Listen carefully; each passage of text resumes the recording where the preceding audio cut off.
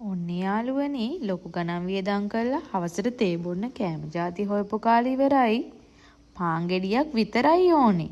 අතීතයේ රාජභෝජනවල ප්‍රමුඛ පෙළේ කෑමක් තමා මේ අලකොල මාළුව කියන්නේ. අපි දැන් ඒක හදන විදිය බලමුද? ඉස්සෙල්ලාම කොළ ඇතුලේ පණුවෝ ඉන්නවද කියලා හොඳට බලලා හොද ගන්න ඕනේ. හොදගත්ත කොළ ටික ඊට පස්සේ පොඩියට කපා ගන්නවා. හරිද? සුදු ලුණු අරගෙන මංගෙඩියට දාලා කොටාගෙන බෝල කොච්චි තියෙනවනම් ඒවත් අරගෙන පොඩියට කපා ගන්න.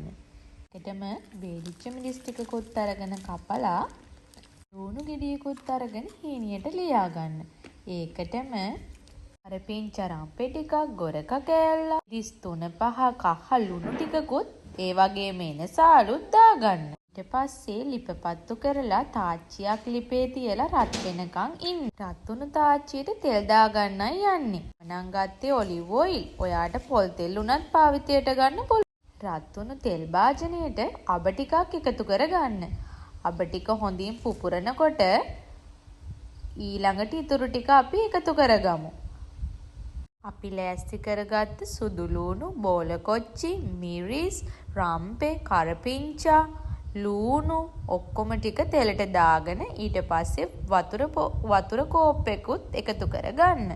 ඊට පස්සේ ඒක හොඳින් මිශ්‍ර කරගෙන චුට්ටක් තැම්බෙනකන් ඉන්න. එකටම මිරිස් කුඩු ලුණු 3-5 ඒ ටිකත් එකතු කරගෙන කොළ ටික දාන්න.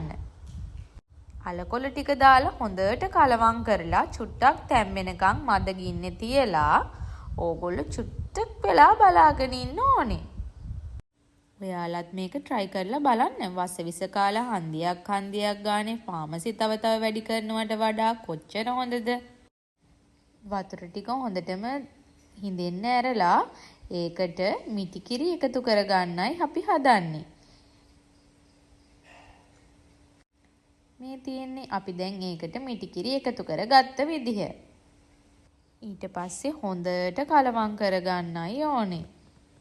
මේ තියෙන්නේ යාළුවනේ අපි හදාගත්තු පෝෂණ ගුණයෙන් බහුල අලකොල මාළුව. දැන් අපි පාන් එක්ක අලකොල මාළුව රස බලන්නයි යන්නේ.